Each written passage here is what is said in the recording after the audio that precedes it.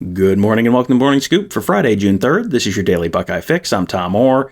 The Notre Dame game is in 93 days, the game against Michigan in 177 days. Before we start today, one more reminder that a lot of Buckeye Scoop members will have their annual memberships renew over the weekend.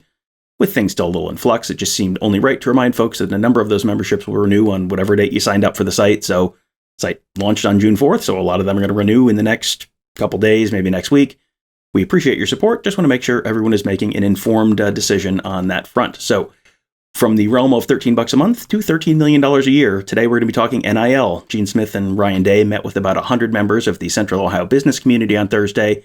And according to some really excellent reporting from Doug Lesmeries of Cleveland.com, Ryan Day thinks they're going to need about $13 million a year just to keep their existing roster together each season under the current NIL environment. My guest today is Tony Gerdeman. He and I host the Buckeye Weekly podcast together. Tony, I guess let's start with where that $13 million can and can't come from. Yeah, where it cannot come from is the school, which is why the school is talking to people where it can come from in terms of business owners, the money makers, the money producers, where the donors to the university in the past, all of these buildings on campus have a name attached to them from somebody that helped build it, who gave the money to make it happen. And so those are the types of people, just business owners in Central Ohio, of which there are many. And so I think there are about 100 at this meeting. Those are the kinds of people that can provide money. Of course, the collectives that we know about, two at Ohio State so far, one of them is soliciting funds from just regular Joes like the Buckeye fans out there in Buckeye Nation, $20 here, $40 there, stuff like that, where you can contribute and be a part of that. So basically the money has to come from the public. Now, the public also being some private enterprises and things like that. It just cannot come from the public institution. So I don't know, Tom, I don't know if it can come from the public. It has to be the private institutions of the public citizens, but it cannot come from the schools. It has to come from outside of that. Yeah, and some of those public institutions or private institutions are probably publicly traded, so you might have a little public-private partnership. I don't know. I don't know how government works. It doesn't matter. They unveiled during this meeting what they call the NIL Corporate Ambassador Program. Can you explain what the NIL Corporate Ambassador Program is? Yeah, it's basically Ohio State discussing these things with these companies and wanting to draw them in. Basically, I would equate it to fundraising, except you are seeking the funders. Basically, the funds will eventually come, but right now you need to secure partners. And I don't even know if you can call them partners, because then that links them to Ohio State more than NIL rules really want. But basically, it's securing the future of Ohio State football in a monetary term, and finding the people who will help fund that. And so that's what this organization is doing.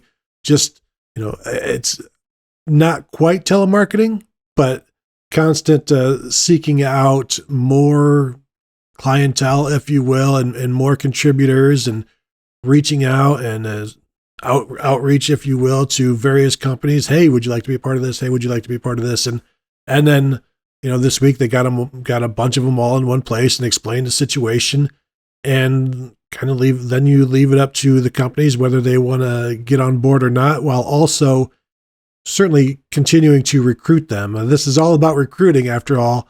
And so they will continue to recruit businesses to be a part of this. And it just becomes another entity of the gigantic fundraising portion of any public institution, any public university that depends on its alumni with money. And this is just one more piece of that in a very different aspect than we have become accustomed to over the many years. Yeah, you're talking about that one kind of recruiting there. We normally hear about NIL and another kind of recruiting in terms of bringing in freshman players. But this is even a little bit of a different conversation, because this is more, in the way Day was framing it, about keeping your current roster together. So, you can land the 5-star quarterback or running back or edge rusher or whatever you're going to get. But then after a year or after 2 years, with the transfer portal currently the way it is and instant eligibility available to players, and then other schools waving money around. Not that I would ever suggest that anyone would ever tamper with a player who was not already in the portal. That would never happen in the realm of college football, the well-regulated and well-run sport of college football. But, between the portal and schools potentially waving McDonald's bags full of cash around, you almost have to re-recruit guys, it sounds like, every year at this point. Every year. And just saw on Thursday, North Carolina State freshman baseball player Tommy White set like the NCAA record for home runs, has entered the portal. Season just ended, had a tremendous year, enters the portal. Not because I assume not because he's unhappy with North Carolina State, but because he wants to see what he can get on the open market. And college baseball players, once you decide to go to college, you're there for 3 years. And so now there's free agency there. Not only do coaches have to worry about recruiting guys who are going to go straight to the majors, now they also have to worry about keeping the guys who can then leave for free agency. And it's no different in college football as well, as we have seen and will continue to see. And it really creates, we talked about on Buckeye Weekly this week, where college football is year-round. It's year-round stories and information and drama. And this will just create another aspect to it. The Hot Stove League and the NFL and Major League Baseball is huge. It's going to be huge in college football as well, because you can have, just thinking back to Maurice Clarett, blow up as a freshman, and now he can go wherever he wants. But Ohio State should have the capability of securing their own players and keeping their own players. But as Day said, it's not going to be cheap, and players will have the opportunity to look around, and the point would be to not even let them, not let them, but keep them from wanting to hit the portal, so that you don't even let them sniff free agency. There's no reason for them to leave, and you do that by providing enough NIL money, pay them enough via the collectives and whatever NIL companies you have. And again, this is not coming from Ohio State with all the money in the world. They can't just give the players money. This has to come from outside entities, and you have to convince those entities that this is money worth spending. And that's where I think a lot of the hard work comes in, where you're trying to convince people that, yes, this money is necessary. And then the other thing, Tom, is a lot of that money used to go to buildings. Now the money is going to go to the players. So where does the money for the new buildings that Ohio State needs? Not that I think they have any buildings that aren't, over 12 years old at this point, other than Ohio Stadium. Yeah, that's a whole separate conversation on the fundraising end, where, Ryan Day wants $13 million a year for his team, which is money that, money can only go one of two. You can only spend $1 in one place. You can't spend the same dollar in 3 or 4 different places. So yeah, you wonder how this is going to impact donations to the athletic department on the whole, donations to the university on the whole. It's probably, there are a couple of functions, things that I think have gone together in terms of changing the Buckeye Club and what you need to give to, get season tickets to Ohio State. That, there's a bunch going on there with the change in demand for tickets and watching the game at home being a lot more fun than it used to be. But, you're going to see a lot of different changes there in terms of what this may mean potentially for universities and athletic departments on the whole. But I mean, if people are wondering, like, okay, what kind of numbers are we talking here? I mean, $13 million divided by 85 players is like $150,000 a player. So is it, it sounds like, though, this is much more about certain key players, because Day identified kind of, quote unquote, the going rate for players at certain key spots. And, there were some big numbers tossed around there. Yeah, Day is talking about $2 million for a starting quarterback, an elite quarterback, $1 million for an offensive tackle or defensive end, those just elite players that you can build programs around. And that's why you've seen Tennessee linked to an $8 million quarterback, where you are looking for that jump start. And the thing is, it can't be $150,000 per player, because somebody's going to come in and outbid you for your own guy. And good job, building up CJ Stroud. Now somebody's going to take him. Or good job building up Kyle McCord. Now somebody's going to bid $150,001. and now you've been outbid, and so it does fluctuate. It does. You can replace, and what percentage of a team can you replace? A pretty high percentage, but there are certain guys that you don't want to have to replace. Yes, you recruit so that like these guys aren't going to be around forever. You might get them for 3 years, and they might start for 1 or 2, so they're not going to be around forever.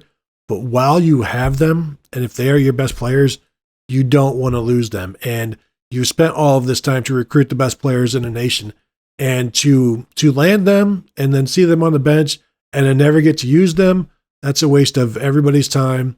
And so you want to be able to not only play those guys, but reap the rewards of having the best players in the nation. And so you need to make sure that there are certain key guys that if you are fortunate enough to land, you need to keep them, and you need to get them involved. And it's going to be interesting to watch as players, hit the portal, hit free agency, and then to see, Alabama has done very well in the portal. Of course, not due to any NIL or anything like that, but there is a draw to want to play at certain programs, and just as there is in recruiting, so there will be in the portal. But there's also a certain draw to a larger check, and where that's going to go. Like I will probably get into like how far will this go? How long will this last? I don't know, but it's going on right now. And so Ohio State has to get involved. I liked the analogy that Ryan Day talked about with a 45 mile per hour speed limit.